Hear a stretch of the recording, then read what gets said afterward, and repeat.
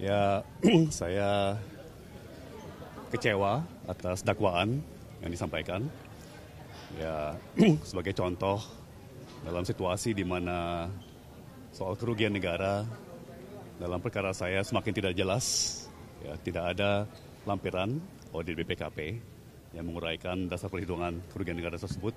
Ya, seperti sudah kami sampaikan sebelumnya, kami mengharapkan profesionalisme dan transparansi, ya, dari kejaksaan.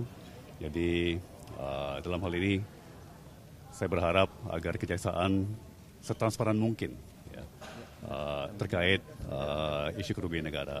Ya. Oke. Kasih jalan.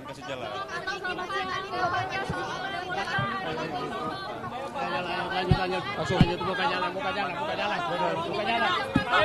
Palembang, ngomong dulu, Pak. Konpes dulu. Ayo, pelan-pelan.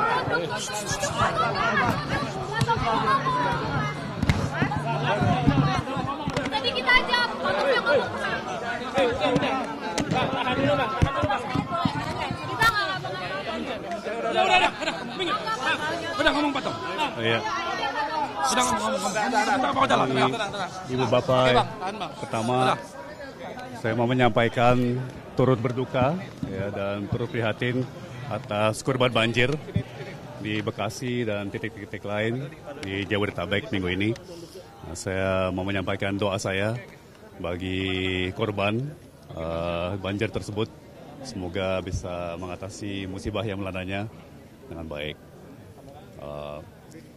Ya, saya kecewa atas dakwaan yang disampaikan.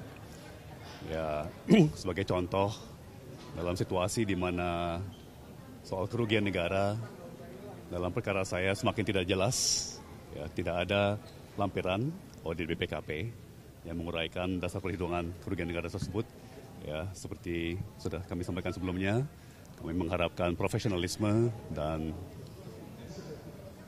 transparansi, ya, dari kejaksaan.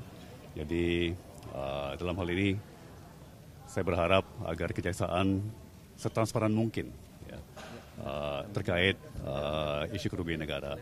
Ya.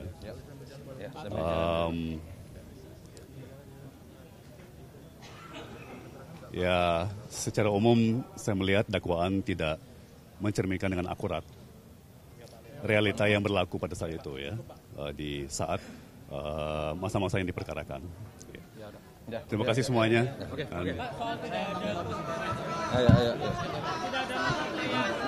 Saya juga mau menyampaikan terima kasih yang sebesar-besarnya kepada dukungan masyarakat, ya, yang semakin luar biasa, ya. Terima kasih.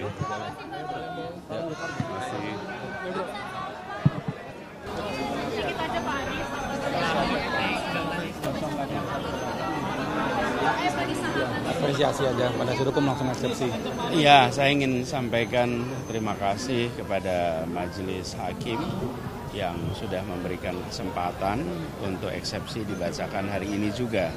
Sehingga kita semua keluar dari persidangan hari ini mendengar secara lengkap, baik yang disampaikan oleh penuntut maupun disampaikan oleh penasihat hukum.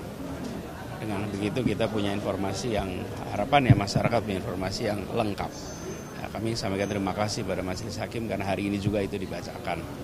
Kemudian yang kedua, tentu kita berharap agar Majelis Hakim mengambil keputusan seperti yang saya sampaikan tadi dengan objektif, prinsip kebenaran, prinsip kepastian hukum, dan juga keadilan. Kami yakin Majelis Hakim akan mengambil keputusan seperti itu. Sebagaimana hari ini Majelis Hakim membuat keputusan yang baik sekali dengan memberi kesempatan untuk eksepsi dibacakan hari ini. Itu aja. Ya, makasih. di negara ini harus tetap ditegakkan, ya, Pak, ya? Tentu. Ya, makasih, ya. Makasih, Pak Anies.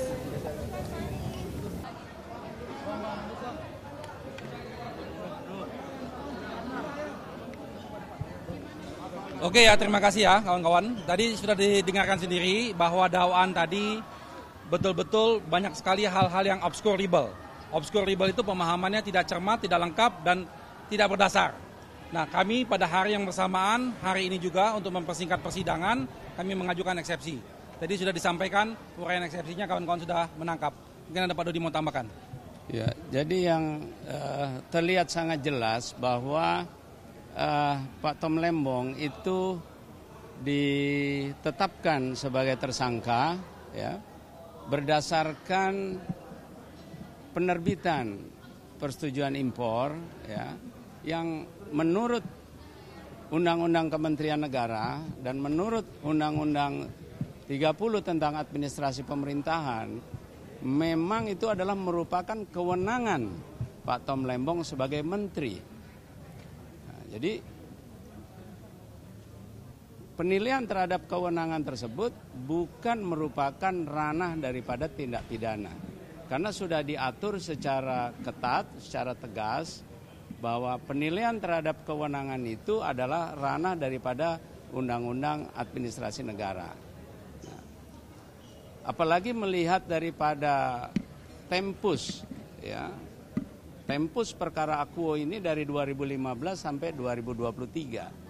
Sedangkan semua uraian peristiwa yang dijadikan dasar dakwaan hanya sampai 2016. Oleh karena itu menimbulkan suatu pernyataan yang sangat bagaimana periode selanjutnya. Nah, inilah yang menimbulkan tanda tanya ya, arah dan motivasi daripada pengajuan Pak Tom Lembong sebagai terdakwa. Nah, oleh karena itu tadi kami sudah mengajukan eksepsi ya mengenai kompetensi daripada Pengadilan Tindak Pidana Korupsi untuk memeriksa perkara ini. Nah, biarkan nanti majelis hakim yang akan menilai. Seperti itu. Terima kasih. Oke, cukup ya. Ada kira-kira nih, misalnya ada kebaikan-kebaikan yang Pak Tom Lembong pernah lakukan dulu, dan itu menjadi salah satu pertimbangan hakim ataupun keadaan beliau yang bisa diringankan bebannya untuk hukumannya misalnya seperti itu, Pak.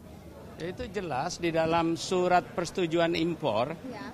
Itu ada tembusannya ya. Betul. Jadi semua persetujuan impor yang dilakukan sudah memenuhi asas-asas umum pemerintahan yang baik, termasuk asas transparansi. Di situ ada tembusannya ke Menteri Perindustrian, Menteri Pertanian, Menko Perekonomian, termasuk Inspektorat Jenderal Kementerian Perdagangan. Nah, apabila memang terdapat hal-hal yang menyimpang, maka seharusnya sudah ditemukan oleh pejabat-pejabat yang ada di dalam tembusan tersebut. Atau kalau apabila memang dinyatakan bersalah, maka siapa yang menerima tembusan tersebut yang terkait, dia juga harus ikut mempertanggungjawabkan. Tetapi ranahnya adalah ranah administrasi negara. Itu.